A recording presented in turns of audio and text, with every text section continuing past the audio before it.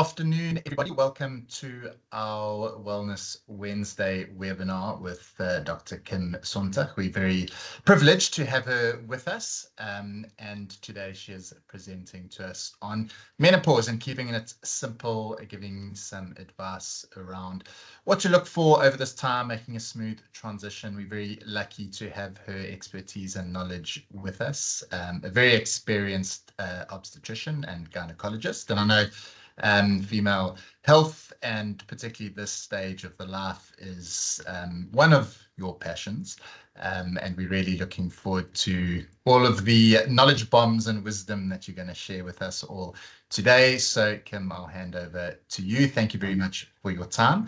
Guys, please feel free to pop some questions in the chat as we go along, and we'll swing back around to all of them towards the end. We'll keep a little bit of time aside for a Q&A.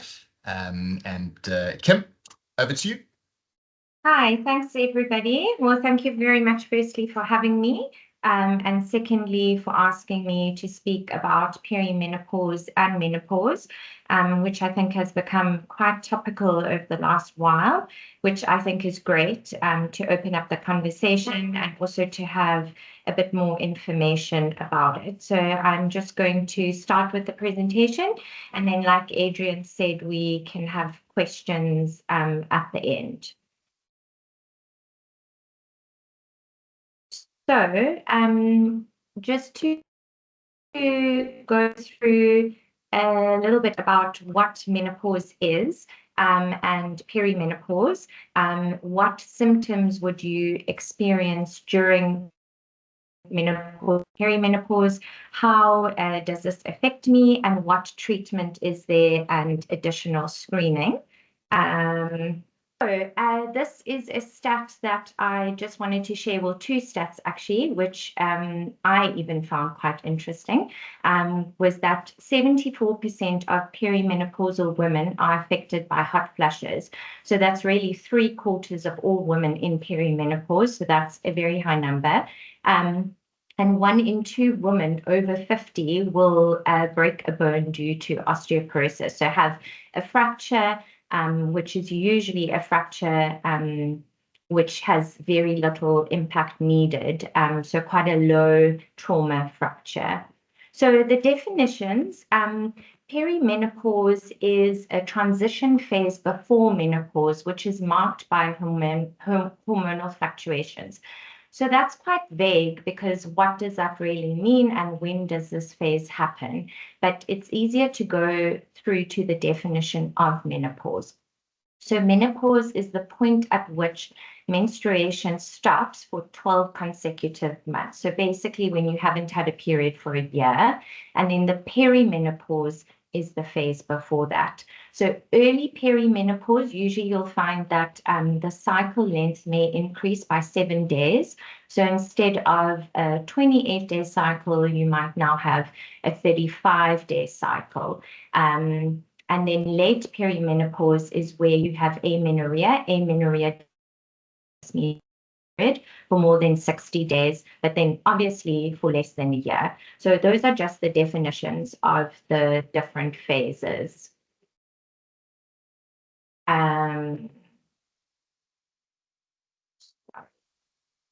To share the next. So the typical age range for perimenopause is between the ages of 35 and 50, with the average age of menopause being between or around the age of 51. Obviously, menopause can happen after 50 and before 35 in terms of the perimenopause, but the average age of menopause is around 51. And perimenopause will approximately last between 4 to 10 years, with menopause duration varying, but often for the rest of one's life. So I just wanted to go through this slide just to show you what hormones do during your reproductive phase. So reproductive phase is really from when you are ovulating to when you stop ovulating. So if you can just have a look at the very top level where it says hormone levels, you'll see there are different peaks and troughs. So I'm just going to focus on the estrogen, the pink line, and then the progesterone, which is the green line. So you can see estrogen levels would fluctuate They usually are at their highest during ovulation, which is in the middle of the cycle. And then you have another little peak towards the end of the cycle, whereas progesterone is usually low, and then after ovulation, it peaks. And then we're just going to go through what happens during menopause in terms of these hormone levels. I'm just going to go back quickly one slide to just show you the FSH, which is the blue line, which peaks with ovulation. So if you look at this little diagram, you can see on the blue line is, they've said estradiol, which is just a different form of estrogen. So you can see during your reproductive phase, it's very high. And then towards the menopausal transition, it starts to decrease quite rapidly. And then postmenopausal, it's low. And then the FSH, which is the follicular stimulating hormone, that is what would control ovulation. It's quite low, and then it goes up. So your body is almost trying to continue that process to stimulate the ovary, but it's not functioning because there is no estrogen. So a lot of the symptoms that we have that start in perimenopause are due to this estrogen decline, and then in postmenopausal, the estrogen level is just low, and that creates a few other issues as well. So what effect does estrogen have on our different body systems? So I'm just going to go through each of these.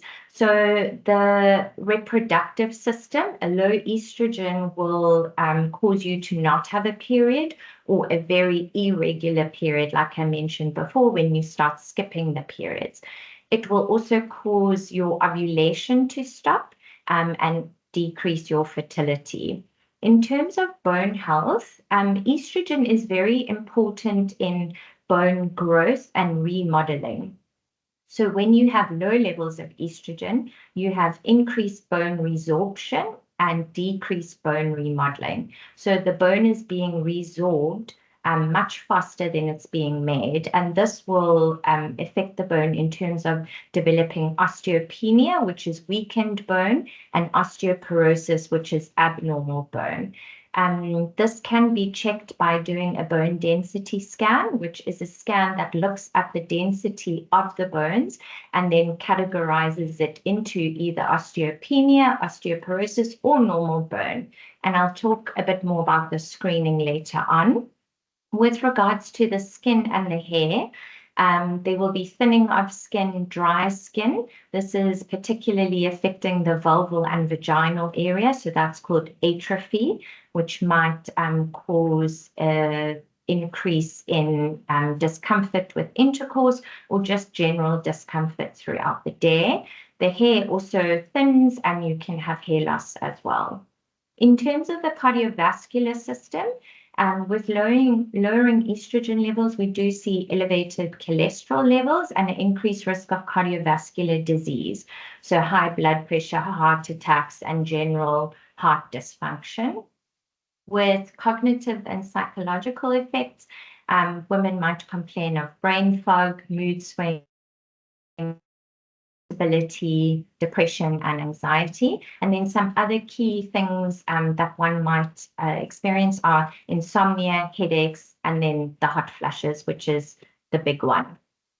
So with the perimenopausal symptoms, if you look in this kind of little schematic drawing, you have 20% of women are asymptomatic, so absolutely no symptoms. 80% of women do have symptoms. Of those 80%, 30% will only have hot flushes, and 70% will have hot flushes plus one of the other things, which are either insomnia, cognitive dysfunction, so like the brain fog, mood changes, may even have depression. So there are quite a lot of things at play in the perimenopausal phase, and it just really depends on how we treat your symptoms, depending on which ones you have. So the big main topic of this talk is to just discuss hormone replacement and other therapies in a bit more detail. So HRT involves replacing the hormones that are declining, which are namely estrogen and progesterone. So there are a few different types of hormone replacement. The ones that we typically like to use are ones that are absorbed by the skin. So either a transdermal patch, which just looks like a little plaster that you apply somewhere on your body, and then the gels, which you would rub into your skin, usually on your forearms. But you can also get oral tablets, so pills, vaginal creams, and then vaginal tablets that are inserted. So what are the benefits of hormone replacement? So in terms of the symptom control, it will help quite a lot with that. So decreasing hot flushes and night sweats. It will also prevent or improve vaginal dryness. It will improve mood and sleep disturbances. But the main kind of internal ones are to maintain your bone density and prevent osteoporosis, and then in turn prevent fracture risk, and also improving your skin elasticity by increasing your collagen production. The risks of HRT, there is a risk of breast cancer and endometrial cancer. The endometrium is the lining of the uterus, so that would be a cancer inside the uterus. There's an increased risk of blood clots and stroke, and an increased risk of heart disease if started later on. So the most important thing with HRT is that you are exploring this option with a medical practitioner, having regular consultations, and then reviewing the medication and if you still need it, and weighing up really the risk benefits ratio. So I do think that there definitely is a place for HRT, and a lot of these risk factors are an issue if you have, for instance, a clotting disorder or something, then you need to look at a bit more closely at what you are going to use. So there are some other treatment options which would just target specific symptoms. So for instance, antidepressants can be used to decrease hot flushes and improve mood. There are some other anticholinergic medications which can be used to decrease hot flushes. There is specific treatment for osteoporosis to improve bone remodeling. And then you also have some natural treatments. You can get some estrogens in natural products such as soy and red clover. Those are called phytoestrogens, but you need to eat quite a lot of soy to get a benefit from that. Herbal remedies such as evening primrose oil and sage oil, and then things like acupuncture, yoga, other kind of holistic therapies. Lifestyle changes. So while these are not treating menopause specifically, they definitely help quite a lot with a lot of the symptoms. So strength training and weight-bearing exercises. This is really vital in trying to bone health and protect your bones. And this is something that should already be started before the menopausal phase. So making sure that your bones and your body are nice and healthy. Increasing your calcium and your vitamin D in diet. So vitamin D is used to absorb calcium. So the two work hand in hand. So very important that if you don't have enough of these in your diet, that you supplement them. To decrease alcohol intake and stop smoking. This will have quite a big impact on the hot flushes and the insomnia. So both of these will have an effect on that. And then improving sleep hygiene. So making sure you have a nice, cool environment to sleep in, and that you're going to bed at a kind of regular time, that you stop using devices. There are also some supplements that you can take to assist with sleep, like magnesium, melatonin, and then also making sure to maintain a healthy weight. A lot of perimenopausal and menopausal women complain about an increase in abdominal weight gain or adipose tissue in that area. And then you might need to look at different things to try and boost the metabolism. Like an example is intermittent fasting, but that's a whole different topic. So there are quite a lot of supplements that are recommended during this transition phase and once in menopause. So vitamin D3 and calcium, like I mentioned before, you can get these in the diet, but it is actually quite hard to get the recommended daily amount. So vitamin D3 can be supplemented with a tablet that's taken once a week, around 1,000 international units. And then calcium, it's recommended to have 1,200 milligrams daily. You can just have a look online at what foods have high calcium and if you're getting enough. Otherwise, supplementing that. There are quite a few products on the market that include calcium and vitamin D in one tablet, as well as vitamin K2, which also assists with absorption. So that's quite a nice supplement to take that has everything that you need in one. Having enough protein in your diet, this is also vital for your bone health, for also your muscle strength, and just your general well-being. The recommendation is 1.5 grams per kilogram per day. So to make sure you are getting enough of that. If you're not finding that you're able to eat enough protein, then to look at something like a protein powder or a protein shake that you could have during the day. So fatty acids are also very important. The omega-3 fatty acids in particular, those have anti-inflammatory properties, and the recommendation is 1 to 3 grams daily. Amino acids, important in making sure that our bones and muscles are also healthy and just help with a lot of the metabolism and things that are going on in our body every day.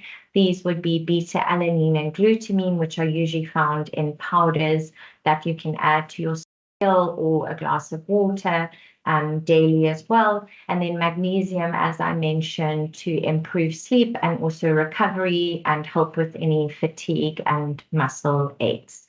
And then I'm going to go on to speak about creatine in a little bit more detail. So creatine is, or creatine monohydrate, is a compound that is found in skeletal muscle. It is a well-researched supplement that will improve cognition and brain function in higher doses, but also will decrease cell inflammation, offset fatigue and mood changes, speed up your recovery time after exercise, and improve muscle strength. So it really has a whole lot of effects on our body, which improve a lot of things, and it does not cause muscle bulking, which is very important because a lot of people, when they think about creatine, they immediately associate it with bodybuilders and, you know, kind of hormones and steroids and things, but it isn't that at all. It may cause slight water retention when you start it, but it will not cause muscle bulking. And the recommended daily amount, which also comes in a powder, is 5 grams per day for the muscular and cell inflammation improvements, but actually 10 grams a day to help with the mood changes, the fatigue, and the cognition and brain function. Okay, so just to go through a few screening things. So this is just more in terms of general women's health. It is recommended to have a pap smear every 2 years from the age of 25 to 65. After the 65, the pap smear is no longer necessary. It is also done with HPV screening, which is human papilloma virus, which does cause changes in the cells of the cervix and can cause changes that will eventually become cervical cancer. So that is basically what the screening is for, to look at the cells of the cervix. Mammograms are recommended from the age of 40. You should have this either yearly or every 2 years. We are seeing a lot of women with breast cancer, even women younger than 40. So if you are wanting to do screening for your breasts and you're younger than 40, it's recommended to do a self-breast exam every few months.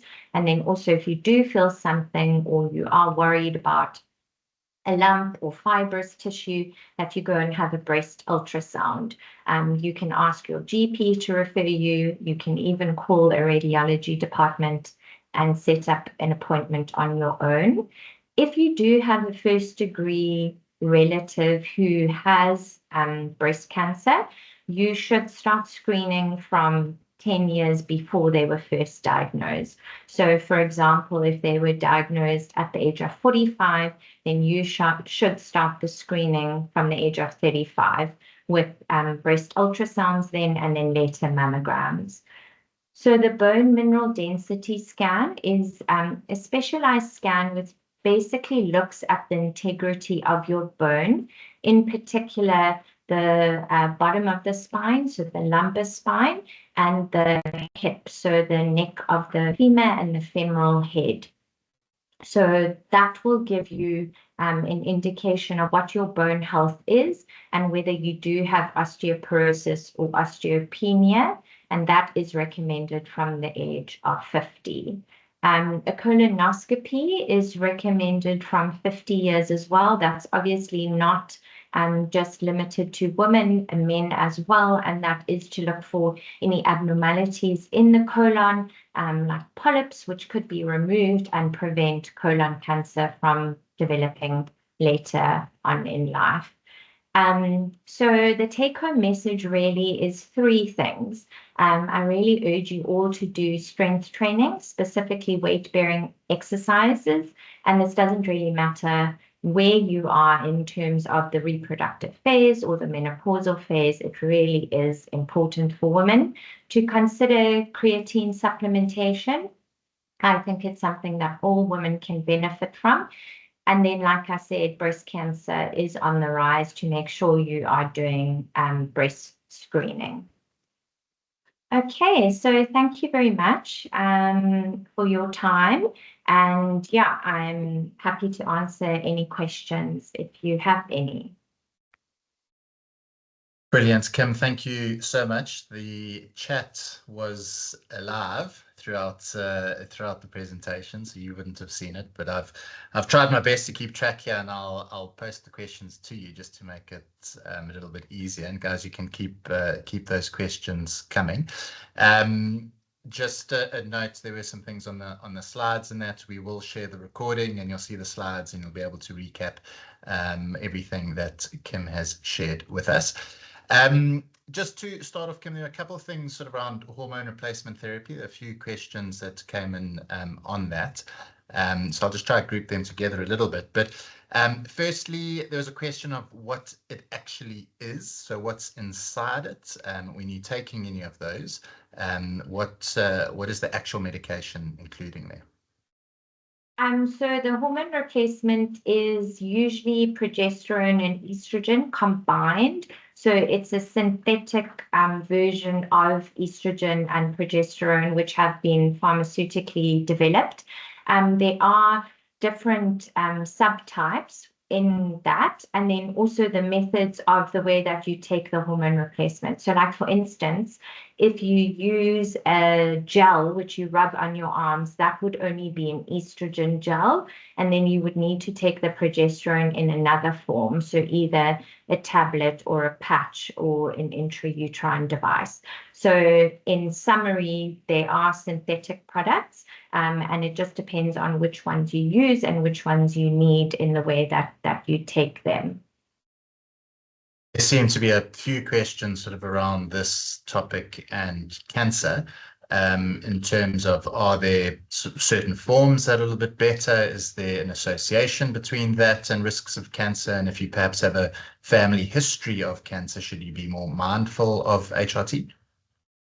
So if you are a previous cancer survivor, particularly breast cancer and endometrial cancer, it depends what kind of cancer you had, whether it was hormone receptor positive, then unfortunately hormone replacement is out for you. If you have a family history of breast cancer, for instance, it's important to know what kind of breast cancer it was. Not all breast cancers are hereditary, and with regular screening, it is still advisable to use HRT.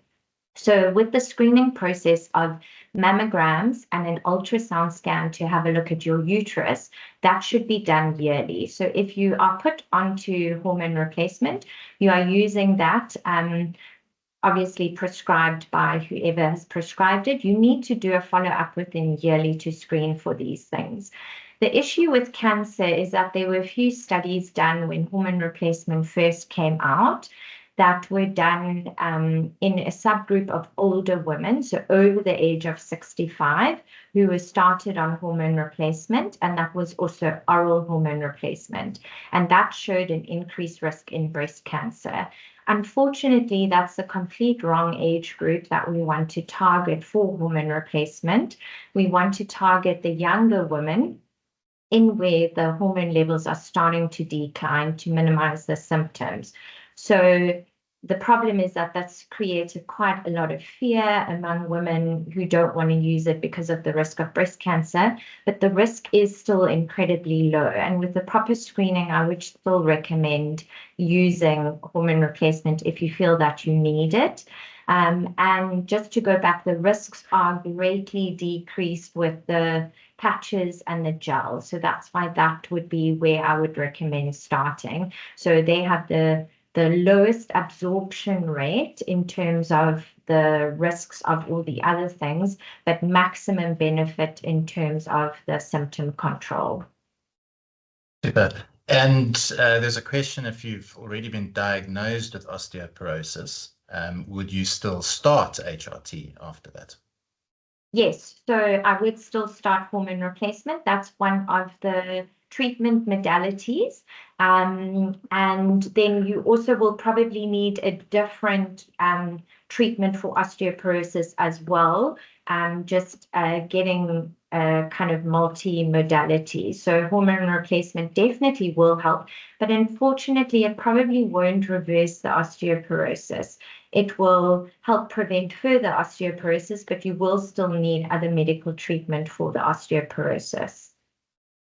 And hormone replacement therapy and weight gain, is that fairly common? I mean, you have mentioned beautifully sort of the lifestyle factors that we need to take into account at the same time, but would we expect a weight gain after initiating HRT? No, so actually you would either see no change in weight or you would actually see an improvement in weight and weight loss, because estrogen does also affect your metabolism. So you might find that going through the perimenopausal phase, you start to struggle to lose weight or you put on weight a bit quicker. So hormone replacement should in fact either have no effect on that or actually help slightly. A few other questions have come in. We'll just take one or two more. I realize we have pushed beyond the time, but it is fascinating and everyone's still here with us, so they want their questions answered. Quite a bit of sort of chat around the supplementation protocols and recommendations and all that. I did say we would share that all again. I don't think we'll recommend specific brands because we want to make sure that instead of a blanket suggestion, perhaps people get some personalized responses for it. But you did share sort of the importance of them, particularly vitamin D and creatine. But on the vitamin D one, we've got quite a range of dosages we could use. Is there anything specific we'd base a dosage of vitamin D on? So the vitamin D levels, so this is a blood test that you can do with your GP even. So if your vitamin D levels are incredibly low, you should have the higher end of the dose, but the lower dose, the 1,000 international units, should be sufficient for kind of a blanket rule to start with. But then it would be useful to actually check the vitamin D levels, and then you might be recommended to have a higher dose. With regards to specific brands, like with most things, they have been gone through kind of a rigmarole in terms of testing. So most of the brands out there, it's all much of a muchness. So I wouldn't worry too much about the brand. Ensuring that you have the correct active ingredient and the dosage is more important. But across the board, they're usually all the same. I think the one people asked a fair bit about was creatine, and we understand the stress of walking down an aisle, and there's some someone trying to sell you anything on the sports supplement side of it. But like you mentioned, the best form of that, obviously creatine monohydrate, and I think a simple screen for that is making sure that that's the only ingredient on the list, and you'll most probably be okay if it's that and it's not too brightly colored and promising all sorts of other outcomes that you're looking for. All right, one or two last questions that are here. Does one need a hormone test before taking HRT?